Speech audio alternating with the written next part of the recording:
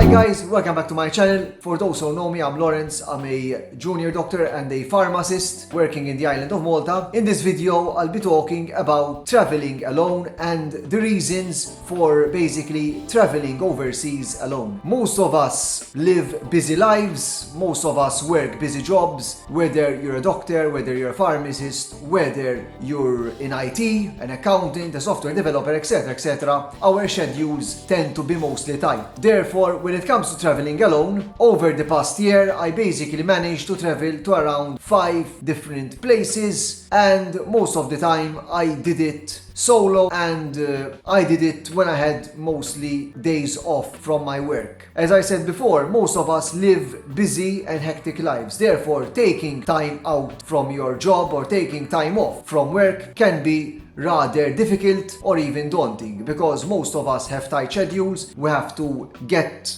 to certain deadlines. If you're in medicine, you have to do exams, whether it's finishing your PSA, whether it's finishing your ALS course, whether or not it is, for example, doing your MRCP or MRCS. So finding time to actually take leave to travel might be extremely difficult, especially when it comes to medical professionals, being doctors, pharmacists, nurses, etc, etc. So when it comes to traveling alone, why would one want to travel to a place alone, and whether this will either be fun or not, or whether one shall feel lonely, and why should one do it and why shouldn't one do it. So traveling alone, everyone has a different purpose of why one wants to travel. So my purpose when I travel is that I want to see a place which I haven't visited before. For example, in Europe, I visited Spain most of the time. I went to Hungary, I went to France, like Toulouse, Barcelona, I've been to Budapest, I've been to Italy, like Milano, like Naples, and for example, Venice, etc, etc. So in Europe, I basically traveled to most of the locations. However, when it comes to more exotic locations like Japan, where I will be going to in the next week, I will be going basically to Japan. The reason why I travel alone is basically to learn a new culture, to learn about the food, the cuisine,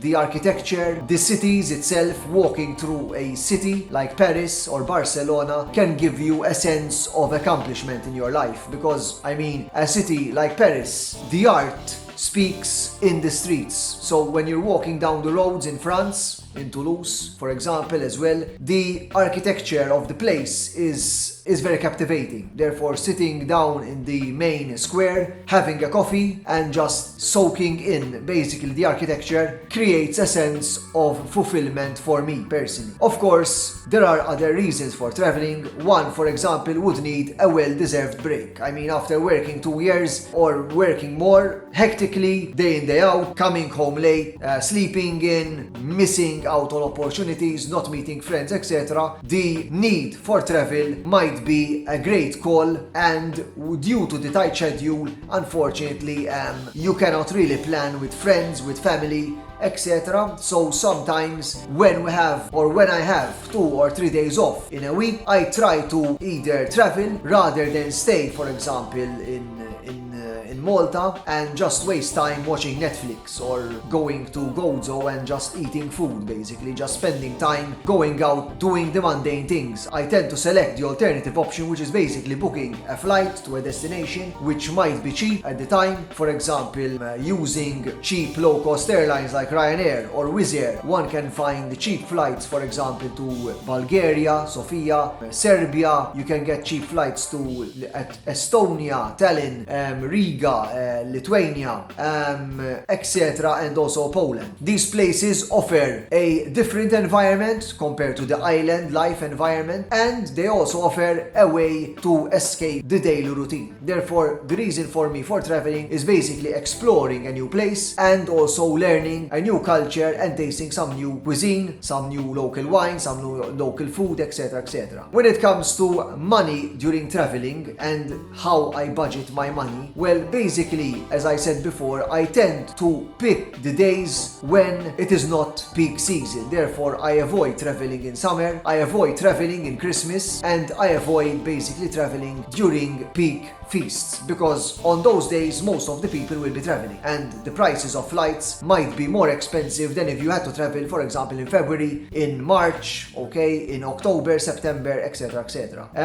Of course, money is always something important when traveling, therefore one has to budget, one has to look at various options. For example, I tend to use mostly booking.com to book my hotel rooms and my hostels when there is need. In the last trip I was in Naples. I booked my hostel in Spacca Napoli, which is the center of Naples, in a very good hotel, in a very good hostel, which was really amazing for a hostel, and it was pretty cheap. I mean, I got it for I think maybe 40 euros for 3 days. So sometimes on booking.com you can get good deals, especially the more you book with booking.com, you can also get better deals as you book more places, because you get a status known as Genius level. Therefore you can get Genius level 1, Genius level 2, 3, etc., etc. And this gives you a variety of discounts. The more you book with them, the more discounts you get. And the same goes for airlines. Airlines like Ryanair, Wizz Air usually offer cheap flights, and most of the cheap flights are basically in off-peak periods. Therefore in January, February, March, April, September, October, etc., etc., when people are not traveling that much basically. And of course, when I travel, for example, to Japan or when I travel to Asia, I try to stick to the same plane or carrier, because booking a long-haul flight, for example with Emirates or with Turkish Airlines, can give you miles on the system, and if you accumulate miles you might get a premium seat, for example, at a cheaper price, or you might even get a discount. Therefore, the more you travel with an airline, it also offers benefits in the long run. Of course, travel money, one must also consider travel money. For me, when I travel in Europe,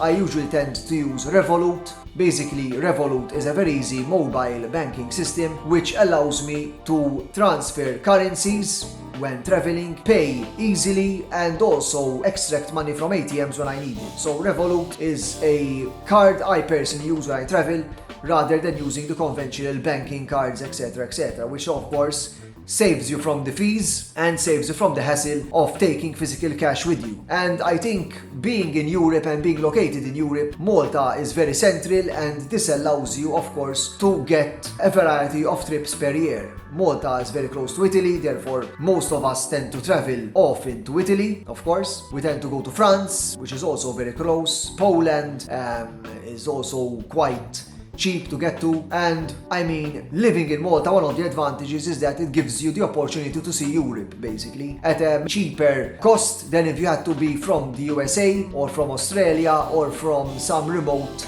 country like Japan. In fact, most of the students or people tend to come here to study English, and they use that opportunity in order to basically visit Europe and see some cities whilst they're studying English. Of course, Malta also offers a variety of jobs to foreigners in the iGaming sector, and therefore this also helps people who are interested in travel come here, locate themselves on the island, and use Malta as a base to travel into Europe. Again, when it comes to my reasons for traveling alone, I think traveling alone helps you also build character. Therefore, when you travel alone, you learn how to deal with a new environment, you learn how to navigate that new environment, and you also learn how to build up new skills. For example, when I started traveling, I wasn't much into photography before. I wouldn't be bothered about photography, to be honest. Neither was I bothered about doing videos on YouTube. However, when I got to travel, I started to get interested in taking pictures of architecture, of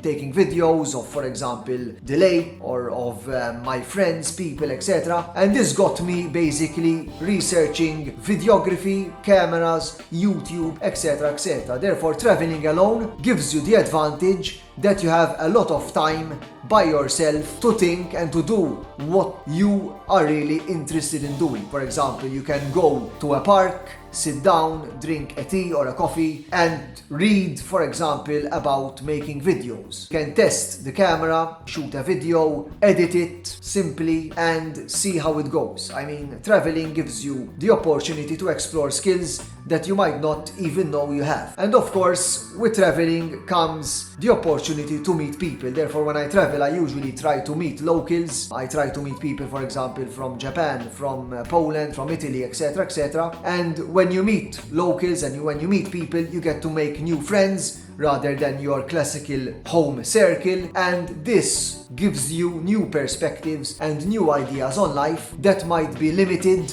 in the place you live in. Therefore, we might be limited here about certain things, and traveling abroad basically broadens your horizons and broadens your ideas and concepts, because meeting new people provides a new source of knowledge. Traveling alone, although might be scary, although it might be daunting for some of us, provides a variety of opportunities, because on the other side of fear comes opportunity. So my suggestion to you guys is go out there, look for a cheap flight, book a cheap flight, and just, travel to some place, try to meet some locals, and start doing videos yourself, okay guys? I hope this video was interesting. I hope I gave you some insight, and also I'd like to tell you not to fear traveling alone, alright? Actually, it can be quite fun, and I think traveling alone gives us the opportunity to meet new people and to discover new opportunities. Thanks for watching this video, guys. Subscribe to my channel and see you in the next one.